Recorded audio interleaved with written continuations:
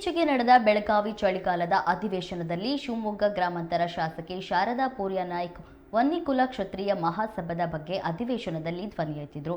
ಸದ್ಯ ಇದರ ಬಗ್ಗೆ ವನ್ನಿಕುಲ ಕ್ಷತ್ರಿಯ ಮಹಾಸಭಾ ಕೃತಜ್ಞತೆ ಸಲ್ಲಿಸಿದೆ.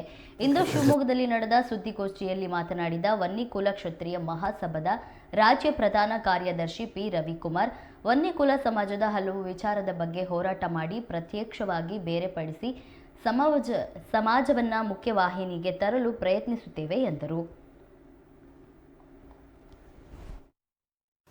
ಅನೇಕ ಬಾರಿ ಈ ವನ್ನಿಕುಲ ಕ್ಷತ್ರಿಯ ಸಮಾಜಕ್ಕೆ ಸರ್ಕಾರ 3Aಯಲ್ಲಿ ಸೇರಿಸಿದೆ, ಅದು 2Aಗೆ ಸೇರಬೇಕು.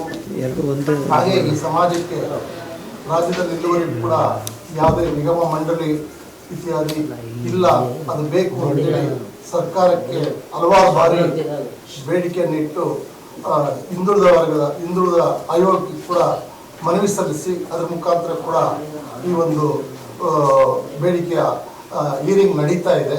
ಇದರ ಮಧ್ಯದಲ್ಲಿ ಮೊನ್ನೆ ನಡೆದಂಥ ಅಧಿವೇಶನದಲ್ಲಿ ನಮ್ಮ ಗ್ರಾಮಾಂತರ ಕ್ಷೇತ್ರದ ಶಾಸಕರಾದಂಥ ಸನ್ಮಾನ್ಯ ಶಾರದಾ ಪೂರ್ಯನಾಯ್ಕ್ ಮೇಡಮ್ ಅವರಲ್ಲಿ ನಾವು ಇಡೀ ಸಮಾಜದವರು ಮನವಿ ಮಾಡಿಕೊಂಡ ಮೇರೆಗೆ ಮಾನ್ಯ ಶಾರದಾ ಪೂರ್ಯನಾಯ್ಕ್ ಅವರು ಶಾಸಕರು ಈ ವನ್ನಿಕುಲ ಕ್ಷತ್ರಿಯರ ಬಗ್ಗೆ ಪೂರ್ಣ ಮಾಹಿತಿಯನ್ನು ಮತ್ತು ಇದರ ಸಾಧಕ ಬಾಧಕ, ಇದರ ಆಚಾರ ವಿಚಾರದ ಬಗ್ಗೆ ಸಂಪೂರ್ಣವಾದಂತಹ ಸರ್ಕಾರದ ಗಮನ ಸೆಳೆಯುವಂಥ ಪ್ರಯತ್ನ ಮಾನ್ಯ ಶಾಸಕರು ಮಾಡಿದರು. ಹಾಗಾಗಿ ಆ ಮಾನ್ಯ ಶಾಸಕರಾದಂಥ ಶಾರದಾ ಪೂರ್ಯನಾಯ್ಕ್ ಅವರಿಗೆ ಈ ಸಮಾಜದ ಪರವಾಗಿ ಹೃದಯಪೂರ್ವಕ ಅಭಿನಂದನೆಯನ್ನು ಸಲ್ಲಿಸುತ್ತೇವೆ. ಹಾಗೆ ಈ ವಿಚಾರದ ಬಗ್ಗೆ ಮಾನ್ಯ ಶಾಸಕರು ನಡೆದಂಥ ಅಧಿವೇಶನದಲ್ಲಿ ಪ್ರಸ್ತಾಪ ಮಾಡಿರುವಂಥ ಈ ಸಮಾಜದ ಹಲವಾರು ವಿಚಾರದ ಬಗ್ಗೆ ತಿಗಳ ಸಮಾಜದ ಕೆಲವು ವ್ಯಕ್ತಿಗಳು ಏನಾಗಿದೆ ಅಂತ ಹೇಳಿದರೆ, ಈ ವನ್ನಿಕುಲ ಕ್ಷತ್ರಿಯ ಸಮಾಜವನ್ನು ತಿಗಳ ಸಮಾಜದ ಅಡಿಯಲ್ಲಿ ಎಲ್ಲೋ ಉಪಜಾತಿಯಾಗಿ ಇದನ್ನು ಸೇರಿಸಿದ್ದಾರೆ. ಅದು ಅಲ್ಲ, ಅವ್ರಿಗೂ ನಮಗೂ ಯಾವುದೇ ರೀತಿಯ ಸಂಬಂಧ ಇಲ್ಲ, ನಮ್ಮದೇ ಪ್ರತ್ಯೇಕವಾದಂಥ ಅಡಿಯಲ್ಲಿ ಈ ಒಂದು ಸಮಾಜವನ್ನು ಮುಖ್ಯವಾಹಿನಿಗೆ ತರಬೇಕು, ಈ ಸಮಾಜಕ್ಕೆ ಬೇಕಾದಂಥ ಸರ್ಕಾರದ ಎಲ್ಲ ಸವಲತ್ತು ಬೇಕು ಅಂತೇಳಿ ನಾವು ಬೇಡಿಕೆಯನ್ನು ಹೋರಾಟ ಮಾಡ್ತಾ ಇದ್ವಿ. ಈ ಸಂದರ್ಭದಲ್ಲಿ ಮಾನ್ಯ ಶಾಸಕರು ಪ್ರಸ್ತಾಪ ಮಾಡಿದಂಥ ವಿಚಾರಕ್ಕೆ ಧರ್ಮರಾಜ ಟ್ರಸ್ಟಿನ ಕಾರ್ಯದರ್ಶಿ ಎಂ ಗೋವಿಂದರಾಜ್ ಅವರು ಪತ್ರಿಕಾಗೋಷ್ಠಿ ಮಾಡಿ ಮಾನ್ಯ ಶಾಸಕರ ವಿರುದ್ಧ ಖಂಡನೆಯನ್ನು ವ್ಯಕ್ತಪಡಿಸಿದ್ದಾರೆ. ಅದನ್ನು ನಾವು ಖಂಡಿಸ್ತೀವಿ.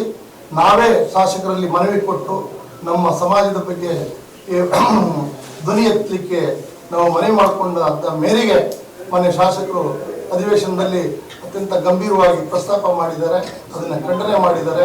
ಆ ಗೋವಿಂದರಾಜ್ ಅವರಿಗೆ ನಾವು ಈ ರೀತಿ ನೀವು ಖಂಡನೆ ಮಾಡುವಂಥದ್ದು ಸರಿಯಲ್ಲ, ನಾವು ಯಾವುದೇ ರೀತಿಯ ಬೇರೆ ಸಮಾಜದ ಬೇರೆ ವ್ಯಕ್ತಿಗಳ ಬಗ್ಗೆ ಏನೂ ಹೇಳಿಲ್ಲ.